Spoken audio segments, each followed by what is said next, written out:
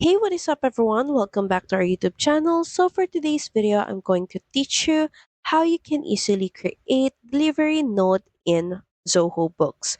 So all you have to do is head over to books.zoho.com and of course make sure that you're logged into your account.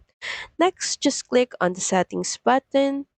Then under the sales section, just click on delivery notes.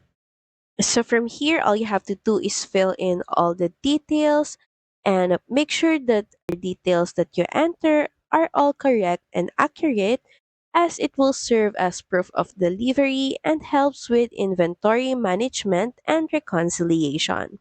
Starting with document title and also fill in date field, description, transaction number, item, and quantity. Also enter in reference field who this is billed to and delivery to. Also add in customer notes, signature, balance due. Then once done, just head over and click on save. So that's pretty much it. Thank you very much for watching this video. I hope that you find this video helpful.